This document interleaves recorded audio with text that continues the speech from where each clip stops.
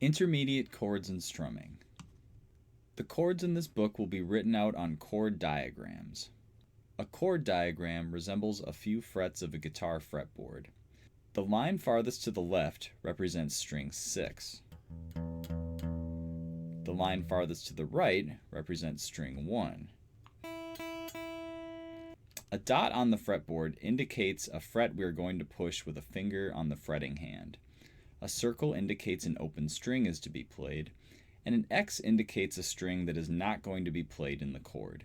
We will either miss the string with our pick, or, preferably, we will mute that string with some part of our left or right hand. Numbers below the chord diagram indicate fingers which ought to be used to press the frets. So this chord is asking us to press string 1, fret 3 with our third finger, and simultaneously strum open string 2, open string 3, and open string 4, while missing or muting strings 5 and 6, like this. Essential chords. There are many chords that we can play on the guitar, and many ways to play those chords on the guitar. This book will focus on open chords. Open chords are chords that are fretted within the first few frets of the guitar and contain open strings. These are the standard chords that you hear in many pop and rock tunes. If you had to memorize a set of open chords, I would suggest it be these. Notice that some of the chords have a major and a minor version. So this first chord, E,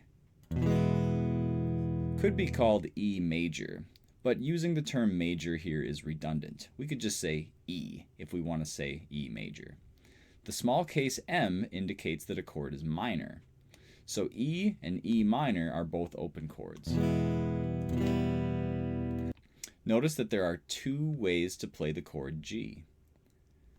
Notice that instead of an F chord, we're going to be using F major 7th. That's just because the fingering for F major 7th is a little bit easier than the fingering for F. The fingerings for B and B minor are also quite difficult, so we'll be using B 7th and B minor 7th instead.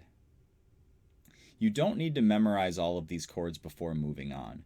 I will continue to provide chord diagrams as we go, but every once in a while I'll take the chord diagrams away and you'll have to try to build the chords from memory. Meter and counting. Meter refers to the time signature of the song, right here. Most of the music we play will have a 4/4 time signature. That means that there will be 4 beats in every measure, or 4 quarter note pulses in every measure. As you strum songs with chords, tap your foot to the quarter note pulse as you play.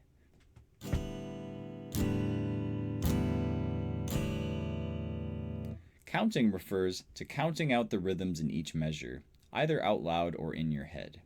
If I were to count this bottom line as I played, it would sound like this. 1, 2, 3, 4. 1, 2, 3, 4. 1, 2, 3, 4. 1, 2, 3, 4. Notice that there's a rest on measure 2, beat 3. During this rest, I didn't play any strings, but I still tapped my foot. I still felt beat 3, even though I didn't play on it.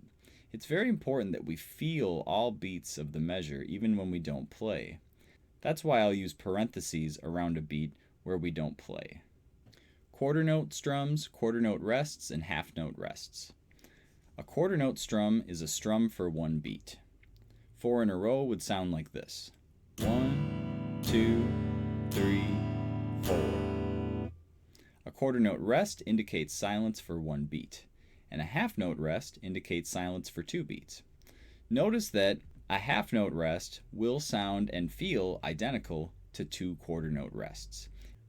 Write the counting for the following rhythms in the space underneath. Use parentheses for beats that are felt but not played. Half note strums and whole note strums. A half note strum rings out for 2 beats, like this. 1, 2, 3, 4. And a whole note strum rings out for 4 beats, like this. 1, 2, 3, 4. 1, 2, 3, 4. Write the counting for the following rhythms in the space underneath. Use parentheses to indicate beats that are felt but not played. Repeat signs. A repeat sign indicates to return to the beginning of a song. Repeat signs are normally exhausted after one use. When we play this line, we'll strum all the way across. When we reach the repeat sign, we'll go back to the beginning. A forwards-facing repeat sign indicates that you will be sent there rather than the beginning of the song.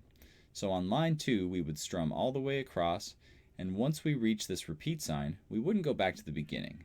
Instead, we would repeat back to the beginning of line 2. A useful way to think of repeat signs is that backwards-facing repeat signs, like these, are senders. They send us somewhere in the chart. Forwards-facing repeat signs, the ones that would be at the beginning of a measure, are receivers.